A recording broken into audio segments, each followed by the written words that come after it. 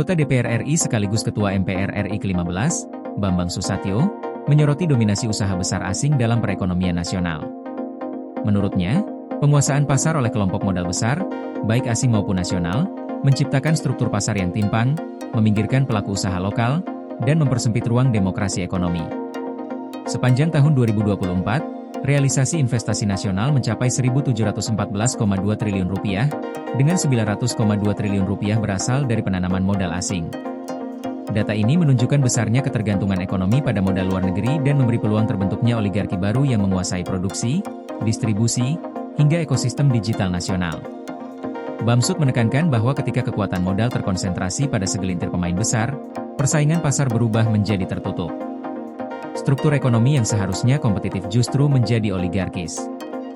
Dalam pandangannya, hal ini merupakan tantangan serius bagi perekonomian Indonesia. Pernyataan tersebut disampaikan saat memimpin Rapat Koordinasi Nasional Bidang Politik, Pertahanan, dan Keamanan Kadin Indonesia di Jakarta.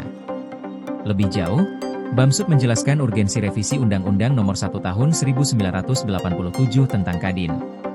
Revisi ini diharapkan mampu memberikan kerangka hukum yang relevan dengan dinamika ekonomi saat ini, termasuk digitalisasi, globalisasi perdagangan, dan penguatan sektor UMKM.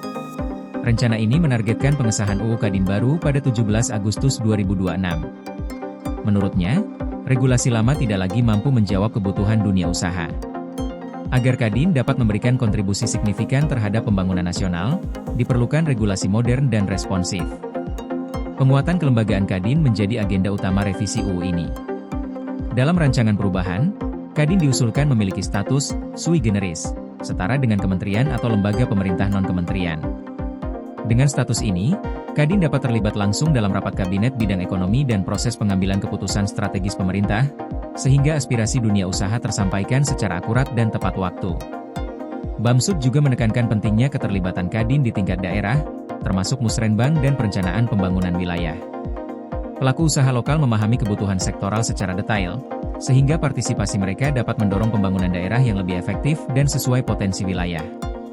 Selain itu, revisi UU Kadin juga diarahkan untuk memperkuat peran Kadin terhadap UMKM. UMKM menyumbang lebih dari 60% PDB nasional dan mewakili 99% unit usaha di Indonesia, namun kerangka hukum saat ini belum memberikan mandat kuat bagi Kadin untuk memperluas pembinaan UMKM. Hal ini mencakup akses pembiayaan, pasar, pelatihan, sertifikasi, dan digitalisasi usaha. Bamsud menegaskan, UMKM adalah tulang punggung ekonomi nasional, dan Kadin harus memiliki kapasitas regulatif untuk meningkatkan daya saing mereka. Proses penyusunan RUU Kadin telah berjalan intensif sepanjang tahun 2025, melibatkan koordinasi dengan Badan Legislasi DPR RI, akademisi, dan pemangku kepentingan. Semua tahapan mulai dari penyusunan naskah akademik hingga draft RUU dilakukan dengan cermat.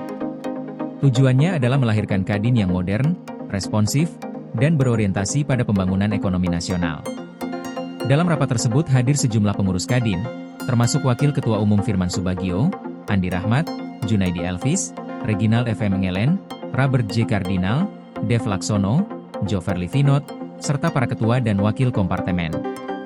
Dengan revisi UU Kadin yang matang, diharapkan lembaga ini dapat memainkan peran strategis dalam memperkuat ekonomi nasional dan mendorong pertumbuhan yang lebih inklusif. Koordinasi PLN dengan TNGL jelang Hari Kesaktian Pancasila, listrik terbangun, alam tetap lestari. Panen perdana garam Aceh. PLN hadirkan energi untuk UMKM di momen menyambut Hari Kesaktian Pancasila.